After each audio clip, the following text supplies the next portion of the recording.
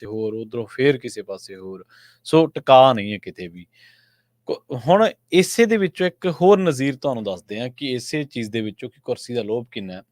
ਜਦੋਂ ਨਾਮਜ਼ਦਗੀ ਦਾਖਲ ਹੁੰਦੀ ਹੈ ਤੇ ਉਹਦੇ ਨਾਲ ਇੱਕ ਹੋਰ ਨਾਮਜ਼ਦਗੀ ਤੁਹਾਨੂੰ ਕਵਰਿੰਗ ਕੈਂਡੀਡੇਟ ਵਜੋਂ ਦਰਜ ਕਰਾਉਣੀ ਪੈਂਦੀ ਹੈ।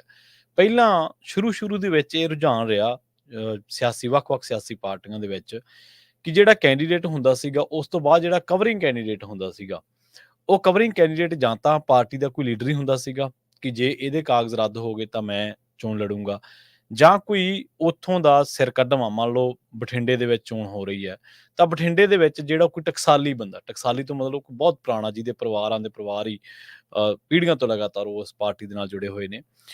ਖਾਸ ਕਰਕੇ ਖੇਤਰੀ ਪਾਰਟੀਆਂ 'ਚ ਤਾਂ ਇਹ ਰਵਾਇਤ ਸੀਗੀ ਕਿ ਕਿਤੇ ਕਈ ਥਾਈਂ ਦੇਖਣ ਨੂੰ ਇਹ ਮਿਲਦਾ ਰਿਹਾ ਕਿ ਕਿਤੇ ਜਿਹੜਾ ਸਿਰ ਕੱਢਵਾਂ ਵਰਕਰ ਹੁੰਦਾ ਸੀ ਜਾਂ ਜੋਸ਼ੀਲੇ ਭਾਸ਼ਣ ਦੇਣ ਵਾਲਾ ਵਰਕਰ ਹੁੰਦਾ ਸੀਗਾ, ਪਾਰਟੀ ਨੂੰ ਚੰਗੀ ਤਰ੍ਹਾਂ ਪਾਰਟੀ ਦੀ ਗੱਲ ਰੱਖਣ ਵਾਲਾ, ਉਹਨੂੰ ਕਵਰਿੰਗ ਕੈਂਡੀਡੇਟ ਵਜੋਂ ਉਮੀਦਵਾਰ ਬਣਾ ਦਿੱਤਾ ਜਾਂਦਾ ਸੀਗਾ ਕਿ ਜੇ ਕਿਸੇ ਵੀ ਕਾਰਨ ਕਰਕੇ, ਕੋਈ ਤਕਨੀਕੀ ਖਾਮੀ ਕਰਕੇ, ਕੋਈ ਲੀਗਲ ਕਾਰਨ ਕਰਕੇ ਕੋਈ ਕਾਗਜ਼ ਰੱਦ ਹੋ ਗਏ ਜਾਂ ਇਹ ਲੜ ਨਾ ਸਕਿਆ ਚੋਣ, ਜਿਹੜਾ ਮੇਨ ਜਿਹਨੂੰ ਟਿਕਟ ਦਿੱਤੀ ਗਈ ਹੈ, ਤਾਂ ਕਵਰਿੰਗ ਕੈਂਡੀਡੇਟ ਫਿਰ ਉਹ ਚੋਣ ਲੜੇਗਾ। ਹੁਣ ਜਿਹੜੇ ਇਸ ਵਾਰੀ ਲੋਕ ਸਭਾ ਚੋਣਾਂ ਦੇ ਵਿੱਚ ਜਿੰਨੇ ਵੀ ਕੈਂਡੀਡੇਟ ਨੇ, ਜਿੰਨੇ ਵੀ ਉਮੀਦਵਾਰ ਨੇ, ਚਾਹੇ ਉਹ ਕਾਂਗਰਸੀ ਨੇ, ਚਾਹੇ ਉਹ ਭਾਜਪਾਈ ਨੇ, ਚਾਹੇ ਉਹ ਆਮ ਆਦਮੀ ਪਾਰਟੀ ਦੇ ਨੇ, ਇਹਨਾਂ ਨੇ ਜਿਹੜੇ ਕਵਰਿੰਗ ਕੈਂਡੀਡੇਟ ਬਣਾਇਆ ਉਹ ਆਪਣੀਆਂ ਪਤਨੀਆਂ ਨੂੰ ਬਣਾਇਆ, ਬੀਵੀਆਂ ਨੂੰ ਬਣਾਇਆ, ਆਪਣੀਆਂ ਘਰ ਵਾਲੀਆਂ ਨੂੰ ਬਣਾਇਆ। ਵੈਸੇ ਤਾਂ ਹੁਣ ਦੇਖੋ ਕਿ ਇੱਥੇ ਇੱਕ ਹੋਰ ਮਸਲਾ ਨਾ ਖੜਾ ਹੋ ਜਾਵੇ, ਆਪਾਂ ਉਹਨੂੰ ਪਹਿਲਾਂ ਹੀ ਕਵਰ ਕਰ ਲੈਂਦੇ ਹਾਂ ਕਿ ਜੇਕਰ ਬੀਬੀਆਂ ਨੂੰ ਬਣਾ ਲਿਆ ਕਵਰਿੰਗ ਕੈਂਡੀਡੇਟ ਤੇ ਉਹ 'ਚ ਗਲਤ ਕੀ ਹੈ? ਗਲਤ ਕੁਛ ਨਹੀਂ ਗਾ, ਇਹਦੇ ਵਿੱਚ ਕੋਈ ਇਹ ਨਹੀਂ ਗਾ, ਪਰ ਕੀ ਇਹਦੀ ਦੂਜੀ ਜਿਹੜੀ ਪਿਰਤ ਹੈ, ਉਹ ਦੂਜਾ ਜਿਹੜਾ ਪਾਸਾ ਸਾਨੂੰ ਉਹ ਵੀ ਸਮਝਣਾ ਪੈਣਾ ਹੈ ਕਿ ਕੀ ਤੁਸੀਂ ਚਾਹੁੰਦੇ ਨਹੀਂ ਕਿ ਸਾਡੇ ਪਰਿਵਾਰ ਤੋਂ ਬਾਹਰ ਵੀ ਕੋਈ ਬੰਦਾ ਚੋਣ ਲੜ ਰਹੇ, ਮਤਲਬ ਤੁਹਾਡੇ ਲੈਵਲ ਦਾ, ਤੁਹਾਨੂੰ ਇਹ ਨਾ ਲੱਗੇ ਕਿ ਸਾਡੀ ਕੁਰਸੀ ਖੁੱਸਦੀ ਹੈ, ਸਾਡੇ ਪਰਿਵਾਰ 'ਚ ਹੀ ਰਹੇ। ਤੇ ਜੇਕਰ ਬੀਬੀਆਂ ਕਵਰਿੰਗ ਕੈਂਡੀਡੇਟ ਬਣ ਕੇ ਖੁਸ਼ ਨੇ ਤਾਂ ਤੁਸੀਂ ਦੇਖੋ ਕਿ ਕਿੰਨੀਆਂ ਕੁ ਬੀਬੀਆਂ ਨੇ ਜਿਹੜੀਆਂ ਮੈਂਬਰੀ ਕਰਦੀਆਂ ਨੇ ਪਿੰਡਾਂ ਦੇ ਵਿੱਚ, ਕਿੰਨੀਆਂ ਕੁ ਬੀਬੀਆਂ ਨੇ ਜਿਹੜੀਆਂ ਸਰਪੰਚੀ ਕਰਦੀਆਂ ਨੇ। ਇੱਥੇ ਤਾਂ ਰਜ਼ੀਆ ਸੁਲਤਾਨਾ ਜਿਹੜੀ ਬੀਬੀ ਸੀ ਉਹ ਮੰਤਰੀ ਸੀ ਔਰ ਪੜ੍ਹੀ ਲਿਖੀ ਬੀਬੀ ਹੈ ਕਾਂਗਰਸ ਪਾਰਟੀ ਦੀ। ਉਹਦੇ ਘਰ ਦਾ ਮੁਹੰਮਦ ਮੁਸਤਫਾ ਉਹਦੀ ਕੁਰਸੀ ਤੇ ਬਹਿ ਕੇ ਫੈਸਲੇ ਕਰਦਾ ਰਿਹਾ। ਮੁੜ ਕੇ ਕਿਸੇ ਨੇ ਕੰਪਲੇਂਟ ਕੀਤੀ ਕਿ ਤੂੰ ਪੁਲਿਸ ਦੇ ਡਿਪਾਰਟਮੈਂਟ ਦੇ ਵਿੱਚ ਹੈ, ਤੂੰ ਇੱਕ ਮੰਤਰੀ ਦੀ ਹੈਸੀਅਤ ਨਾਲ ਕਿਵੇਂ ਕੁਰਸੀ ਤੇ ਬਹਿ ਸਕਦਾ? ਉਹਦੀ ਕੰਪਲੇਂਟ ਹੋਈ, ਉਸ ਤੋਂ ਬਾਅਦ ਐਕਸ਼ਨ ਕਰਨਾ ਤਾਂ ਚਲੋ ਕੈਪਟਨ ਅਮਰਿੰਦਰ ਸਿੰਘ ਸੀਗੇ ਉਦੋਂ ਮੁੱਖ ਮੰਤਰੀ, ਐਕਸ਼ਨ ਤਾਂ ਬਹੁਤ ਦੂਰ ਦੀ ਗੱਲ ਹੈ। ਕਹਿਣ ਤੋਂ ਭਾਵ ਇਹ ਹੈ ਕਿ ਅਸੀਂ ਜੇ ਬੀਬੀਆਂ ਸਾਡੀਆਂ ਕਵਰਿੰਗ ਕੈਂਡੀਡੇਟ ਬਣਦੀਆਂ ਵੀ ਨੇ ਤਾਂ ਅਸੀਂ ਕਿੰਨੇ ਕੁ ਉਹਨਾਂ ਨੂੰ ਹੱਕ ਅਧਿਕਾਰ ਦਿੰਦੇ ਹਾਂ। ਕਿੰਨੀਆਂ ਕੁ ਅੱਜ ਬੀਬੀਆਂ ਨੇ ਪੰਜਾਬ ਦੇ ਚੋਣ ਪਿੰਡ ਦੇ ਵਿੱਚ ਜਿਹੜੀਆਂ ਤੁਹਾਨੂੰ ਸਰਗਰਮ ਨਜ਼ਰ ਆਉਂਦੀਆਂ ਨੇ, ਜਾਂ ਜਿਹੜੀਆਂ ਤੁਹਾਨੂੰ ਆਪਣੇ ਹੱਕ ਹਕੂਕ ਜਿਹੜੀਆਂ ਵਰਤਦੀਆਂ ਨਜ਼ਰ ਆਉਂਦੀਆਂ ਨੇ, ਚਾਹੇ ਉਹ ਕਿਤੇ ਵੀ ਕੰਮ ਕਰ ਰਹੀਆਂ ਹੋਣ। ਆਪਾਂ ਉਹਨੂੰ ਇੱਕ ਫਾਰਮੈਲਿਟੀ ਦੇ ਤੌਰ ਤੇ ਆਪਾਂ ਕਾਗਜ਼ ਭਰ ਦਿੰਦੇ ਹਾਂ ਉਹਨਾਂ ਦੇ, ਪਰ ਅਸਲ ਦੇ ਵਿੱਚ ਇਹ ਅਮਲੀ ਰੂਪ ਦੇ ਵਿੱਚ ਗੱਲ ਨਜ਼ਰ ਨਹੀਂ ਆਉਂਦੀ ਕਿ ਬੀਬੀ ਆਪ ਸਰਪੰਚ ਹੋਵੇ ਤੇ ਖੁਦ ਸਰਪੰਚੀ ਕਰਦੀ ਹੋਵੇ। ਉਹਦਾ ਜਾਂ ਤਾਂ ਭਰਾ ਕਰਦਾ ਹੋਊ ਜੇ ਉਹ ਕੁੜੀ ਹੈ, ਧੀ ਧਿਆਣੀ ਹੈ। ਜੇ ਉਹ ਸਹੁਰੇ ਪਰਿਵਾਰ ਦੇ ਵਿੱਚ ਹੈ ਤਾਂ ਉਹਦੇ ਘਰ ਦਾ, ਉਹਦੇ ਦਿਓਰ ਜੇਠ, ਜੋ ਜਿੰਨੇ ਵੀ ਉਹਦੇ ਸਹੁਰਾ ਸਾਹਿਬ ਆ, ਉਹ ਕਰਦੇ ਹੋਣਗੇ ਸਰਪੰਚ। ਬੀਬੀਆਂ ਨੂੰ ਤਾਂ ਅਸੀਂ ਬਹੁਤ ਘੱਟ ਇਹਨਾਂ ਚੀਜ਼ਾਂ ਦੇ ਵਿੱਚ ਸ਼ੁਮਾਰ ਕਰਦੇ ਹਾਂ, ਜਦ ਕਿ ਲੋੜ ਇਹ ਹੈ ਕਿ ਉਹ ਆਪ ਸਰਪੰਚੀ ਕਰਨ, ਉਹ ਆਪ ਵਿਧਾਇਕੀ ਕਰਨ, ਉਹ ਆਪ ਜੇ ਮੰਤਰੀ ਨੇ ਤਾਂ ਆਪ ਫੈਸਲੇ ਲੈਣ। ਪਿੱਛੇ ਜੇ ਇੱਕ ਬੀਬੀ ਦਾ ਇੱਕ ਰੌਲਾ ਵੀ ਪੈ ਗਿਆ ਸੀ। ਖੈਰ ਉਹ ਮੰਤਰੀ ਨਹੀਂ ਬੀਬੀ, ਉਹਦਾ ਵੈਸੇ ਚਲੋ ਉਹਨਾਂ ਦਾ ਆਪਣੇ ਘਰ ਵਾਲੇ ਨਾਲ ਰੌਲਾ ਪੈ ਗਿਆ ਸੀਗਾ। ਖੈਰ ਹੁਣ ਜਿਹੜੇ ਇਹਦਾ ਸਿੱਧਾ ਮਤਲਬ ਹੈ ਕਿ ਉਮੀਦਵਾਰ ਜਿਹੜੇ ਨੇ ਉਹ ਆਪਣੇ ਪਰਿਵਾਰਾਂ ਤੇ ਭਰੋਸਾ ਕਰਦੇ ਨੇ, ਉਹਨਾਂ ਨੂੰ ਨਾ ਤਾਂ ਪਾਰਟੀ ਦੇ ਕਿਸੇ ਹੋਰ ਲੀਡਰ ਤੇ ਭਰੋਸਾ। ਪਾਰਟੀ ਦੇ ਜਿਹੜੇ ਵਰਕਰ ਨੇ ਵਿਚਾਰੇ ਉਹ ਤਾਂ ਭੁੱਲ ਜਾਣ ਕਿ ਸਾਡੀ ਵੀ ਕਦੇ ਵਾਰੀ ਆਊਗੀ। ਸੋ ਇਹ ਜੇ ਆਪਾਂ ਸ਼ੁਰੂਆਤ ਕਰੀਏ, ਲੁਧਿਆਣਾ ਤੋਂ ਅਮਰਿੰਦਰ ਸਿੰਘ ਰਾਜਾ ਵੜਿੰਗ ਨੇ, ਉਹਨਾਂ ਦੀ ਕਵਰਿੰਗ ਉਮੀਦਵਾਰ ਉਹਨਾਂ ਦੀ ਪਤਨੀ ਅੰਮ੍ਰਿਤਾ ਵੜਿੰਗ ਬਣੀ ਹੈ। ਪਿਛਲੀ ਵਾਰ ਵੀ ਸ਼ਾਇਦ ਏਦਾਂ ਹੀ ਹੋਇਆ ਸੀਗਾ, ਇਹ ਅੰਮ੍ਰਿਤਾ ਵੜਿੰਗ ਹੀ ਸੀਗੇ। ਜਦੋਂ ਭਾਰਤ ਭੂਸ਼ਣ ਆਸ਼ੂ ਸੀਗੇ ਟਿਕਟ ਦੇ ਦਾਅਵੇਦਾਰ, ਤਾਂ ਉਦੋਂ ਵੀ ਚਰਚਾ ਇਹ ਸੀਗੀ ਕਿ ਉਹਨਾਂ ਦੀ ਵਾਈਫ ਜਿਹੜੀ ਆ ਉਹੀ ਕਵਰਿੰਗ ਕੈਂਡੀਡੇਟ ਬਣੂਗੀ। ਭਾਜਪਾ ਦੇ ਰਵਨੀਤ ਬਿੱਟੂ ਨੇ, ਉਹਨਾਂ ਨੇ ਆਪਣੀ ਪਤਨੀ ਨੂੰ ਅਨੁਪਮਾ ਉਹਨਾਂ ਦਾ ਨਾਮ ਹੈ। ਇਸੇ ਤਰ੍ਹਾਂ ਆਪ ਦੇ ਅਸ਼ੋਕ ਪਰਾਸ਼ਰ ਪੱਪੀ ਨੇ, ਉਹਨਾਂ ਨੇ ਆਪਣੀ ਪਤਨੀ ਮੀਨੂ ਪਰਾਸ਼ਰ ਨੂੰ ਕਵਰਿੰਗ ਉਮੀਦਵਾਰ ਬਣਾਇਆ ਸੀ। ਇਸ ਤੋਂ ਸਾਫ਼ ਹੈ ਕਿ ਕਵਰਿੰਗ ਉਮੀਦਵਾਰੀ ਵੀ ਆਪਣੇ ਘਰਾਂ ਤੋਂ ਇਹ ਬਾਹਰ ਨਹੀਂ ਜਾਣ ਦਿੰਦੇ। ਅੰਮ੍ਰਿਤਸਰ ਤੋਂ ਗੁਰਜੀਤ ਸਿੰਘ ਔਜਲਾ ਦੀ ਪਤਨੀ ਅੰਦਲੀਬ ਉਹਨਾਂ ਦਾ ਨਾਮ ਹੈ। ਅਨੰਦਪੁਰ ਸਾਹਿਬ ਤੋਂ ਵਿਜੇ ਇੰਦਰ ਸਿੰਗਲਾ ਦੀ ਪਤਨੀ ਦੀਪਾ ਸਿੰਗਲਾ, ਪ੍ਰੋਫੈਸਰ ਪ੍ਰੇਮ ਸਿੰਘ ਚੰਦੂਮਾਜਰਾ ਦੀ ਪਤਨੀ ਬਲਵਿੰਦਰ ਕੌਰ ਕਵਰਿੰਗ ਉਮੀਦਵਾਰ ਬਣੀ ਹੈ। ਗੁਰਦਾਸਪੁਰ ਤੋਂ ਸੁਖਜਿੰਦਰ ਸਿੰਘ ਰੰਧਾਵਾ ਨੇ ਆਪਣੀ ਪਤਨੀ ਜਤਿੰਦਰ ਕੌਰ, ਆਮ ਆਦਮੀ ਪਾਰਟੀ ਦੇ ਅਮਨ ਸ਼ੇਰ ਸਿੰਘ ਕਲਸੀ ਨੇ, ਉਹਨਾਂ ਨੇ ਆਪਣੀ ਪਤਨੀ ਰਾਜਵੀਰ ਕੌਰ, ਭਾਜਪਾ ਦੇ ਦਿਨੇਸ਼ ਬੱਬੂ ਨੇ, ਉਹਨਾਂ ਨੇ ਵੀ ਆਪਣੀ ਪਤਨੀ ਮੀਨਾ ਨੂੰ ਕਵਰਿੰਗ ਉਮੀਦਵਾਰ ਬਣਾਇਆ। ਇਸੇ ਤਰ੍ਹਾਂ ਜਲੰਧਰ ਤੋਂ ਆਮ ਆਦਮੀ ਪਾਰਟੀ ਦੇ ਪਵਨ ਕੁਮਾਰ ਟੀਨੂ ਨੇ, ਉਹਨਾਂ ਦੀ ਪਤਨੀ ਕੁਲਵੰਤ ਕੌਰ ਕਵਰਿੰਗ ਕੈਂਡੀਡੇਟ ਬਣੀ ਹੈ, ਕਵਰਿੰਗ ਉਮੀਦਵਾਰ ਬਣੀ ਹੈ। ਭਾਜਪਾ ਦੇ ਸੁਸ਼ੀਲ ਰਿੰਕੂ ਦੀ ਪਤਨੀ ਸੁਨੀਤਾ ਹੈ, ਇਹ ਕਵਰਿੰਗ ਉਮੀਦਵਾਰ ਆ। ਪਟਿਆਲਾ ਤੋਂ ਅਕਾਲੀ ਉਮੀਦਵਾਰ NK ਸ਼ਰਮਾ ਦੀ ਪਤਨੀ ਬਬੀਤਾ ਸ਼ਰਮਾ ਹੈ।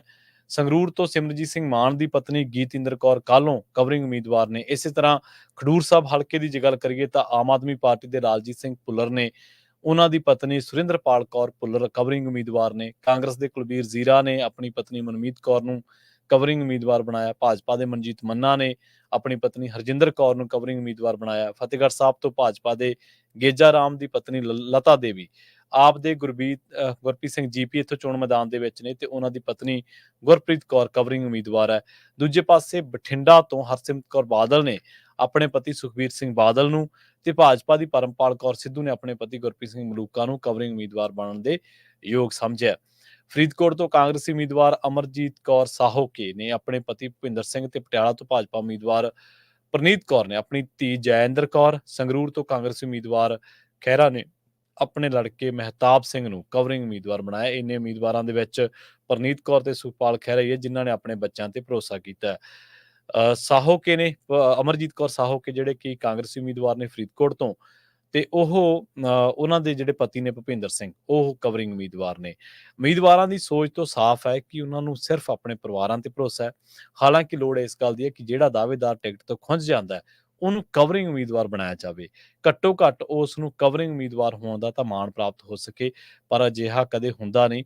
ਸਾਰੇ ਉਮੀਦਵਾਰ ਆਪਣੀਆਂ ਪਤਨੀਆਂ, ਬੀਵੀਆਂ, ਆਪਣੇ ਧੀਆਂ ਪੁੱਤਾਂ ਨੂੰ ਕਵਰਿੰਗ ਉਮੀਦਵਾਰ ਬਣਾਉਂਦੇ ਨੇ ਤਾਂ ਜੋ ਟਿਕਟ ਜਾਂ ਉਮੀਦਵਾਰੀ ਖੁੱਸਣ ਦੇ ਮਾਮਲੇ ਦੇ ਵਿੱਚ ਜਿਹੜੀ ਉਹ ਘਰੇ ਹੀ ਟਿਕਟ ਰਵੇ ਤੇ ਘਰੇ ਹੀ ਜਿੱਤ ਹਾਰ ਰਵੇ। ਘਰੇ ਹੀ ਜੇਕਰ ਜਿੱਤ ਹੁੰਦੀ ਹੈ ਤਾਂ ਉਹੀ ਘਰੇ ਹੀ ਰਵੇ, ਕਿਸੇ ਹੋਰ ਨੂੰ ਨਾ ਮਿਲੇ।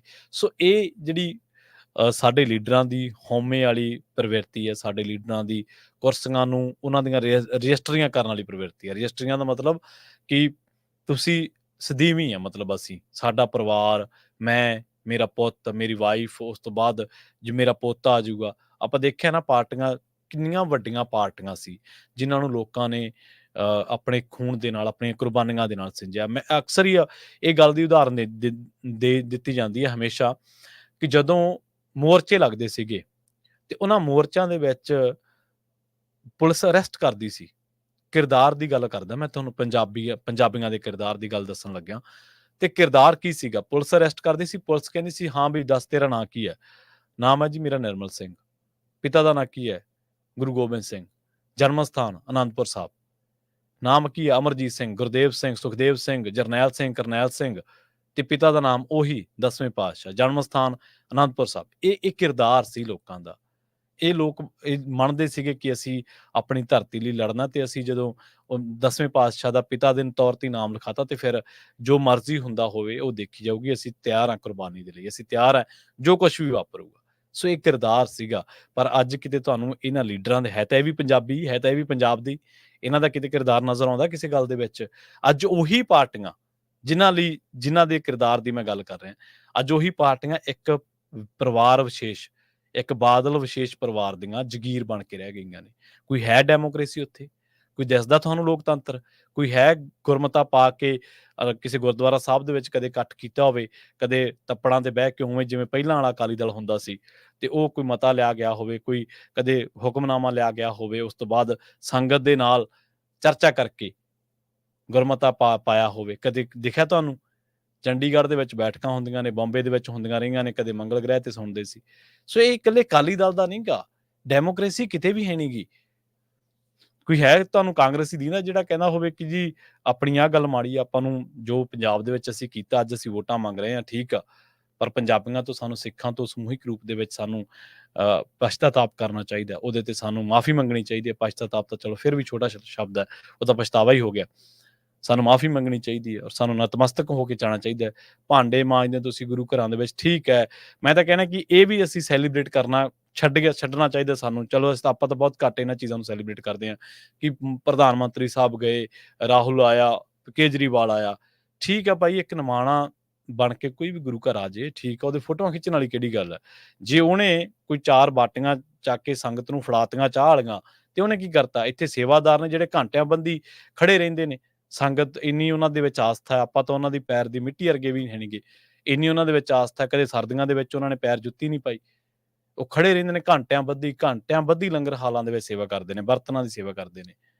ਇੱਥੇ ਜੇ ਕੋਈ 4 ਬਾਟੀਆਂ ਧੋ ਦੂਗਾ, ਕੋਈ 4 ਥਾਲ ਫੜ ਕੇ ਫੜਾ ਦੂਗਾ ਤੇ ਆਪਾਂ ਉਹਨਾਂ ਦੀਆਂ ਫੋਟੋਆਂ ਲਾਉਣ ਲੱਗ ਪੈਂਦੇ ਹਾਂ। ਸੋ ਇਹ ਸਾਰੀਆਂ ਚੀਜ਼ਾਂ ਬੰਦ ਹੋਣੀਆਂ ਚਾਹੀਦੀਆਂ ਨੇ। ਖੈਰ, ਆਪਾਂ ਹੁਣ ਇਸ ਪ੍ਰੋਗਰਾਮ ਨੂੰ ਇੱਥੇ ਹੀ ਸਮਾਪਤੀ ਕਰਾਂਗੇ। ਪੰਜਾਬੀ ਰੇਡੀਓ ਏਸੇ ਦੇ ਪ੍ਰੋਗਰਾਮ ਖਬਰ ਤੇ ਨਜ਼ਰ ਦੀ।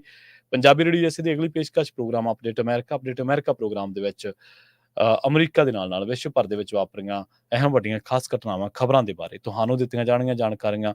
ਜੁੜੇ ਰਹੋ ਪੰਜਾਬੀ ਰੇਡੀਓ USA ਦੇ ਨਾਲ। ਬਹੁਤ-ਬਹੁਤ ਧੰਨਵਾਦ। ਸਤਿ ਸ੍ਰੀ ਅਕਾਲ।